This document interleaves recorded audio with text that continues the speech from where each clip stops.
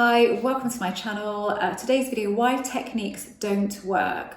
Why techniques, when you are coming at your manifestation from a place of lack, don't work. And how to get out of trying every single technique under the sun. Okay, what do I mean by that? First of all, I'm an author and I am a coach. My coaching is all available on my website. There's a link to it down below. Okay, what do I mean techniques don't work? Because the thing is, as human beings, we like to think if we try this technique and we use this for 3 months and we repeat it and repeat it and repeat it, we will get what we want. That is so much easier than not, isn't it? Than thinking, oh my God, I've got to get into the right feeling state, I've got to do this, I've got to detach, I've got to let go, blah, blah, blah. We much prefer that you do this for this amount of time and this will happen. And of course it doesn't. And the reason that I'm saying, I'm not saying techniques don't work full stop or period if you're American. I'm just saying that they don't work when you are coming at them from a place of lack. So for a lot of people get caught in the manifestation loop and they are constantly trying one technique after another technique, and then they get a little bit of success with one technique, but actually they haven't had the success with the technique. All the technique has done is in the moment it's led them to the feeling of it, and then they've just been let go, even maybe for a few split seconds or a minute or so. But when they go to try that technique again, it doesn't work. This is generally when it comes to contact from people, because you can get caught in that loop. It doesn't work because then they have that expectation of it working because it worked last time. It wasn't the technique. You see, the thing is, techniques really are just a placebo, like anything in life. It is just a placebo.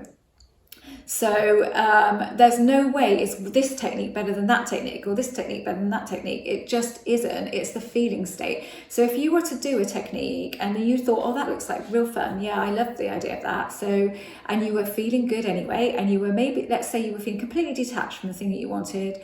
You just tried this technique. A couple of days later, you got that manifestation. You go, oh, that's because of that technique. No, it wasn't because of the technique. It was because when you decided that to use this technique, you had a strong intention for the thing that you wanted. So you were kicking in the intention, clarity of intention, that's all it was. But the technique itself and what you were doing, like, you get the water technique, we pour water from this cup to this cup.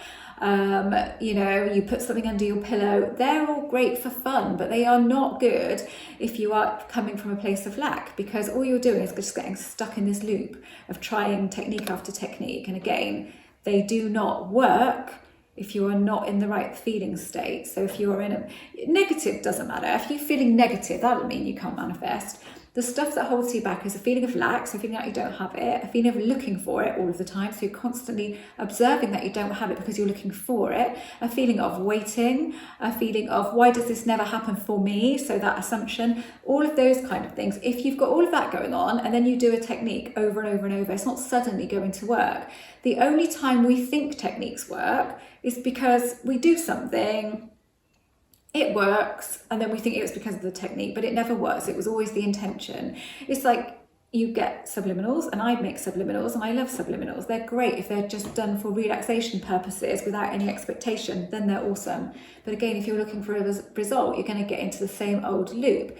So you might look at people online that use a subliminal for something, go, that's amazing, let's say it's contact thing. I got contact half an hour after listening to this. It's nothing to do with the subliminal and everything to do with the intention you set, because subliminals take time to work to a point because you're changing a subconscious belief, you're working on that. So a subliminal in that respect doesn't work in half an hour, but what does work is your intention to hear from that person. So you've set that, you've stuck your headphones on, you're thinking, oh, I'll give this a go, bang, you hear from that person.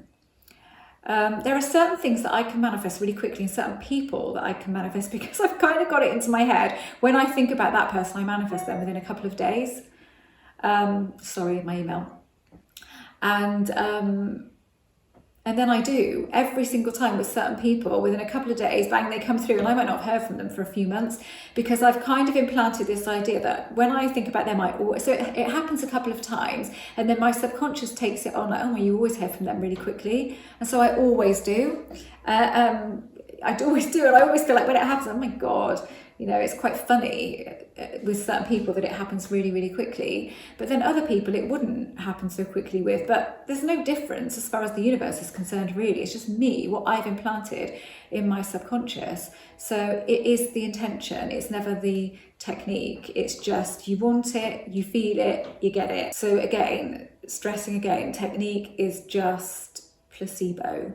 If you're feeling at odds with it and you're always noticing that you don't have it, I've mentioned this before and I'll mention it again, with my skincare, for example, back a good few years ago when I noticed my skin changing because I'm getting older and I didn't like it, and I was constantly noticing stuff, and I was doing things that other people had done that have been amazing for their skin, even treatments and things, and then using a cream that tretinoin, that is amazing for your skin.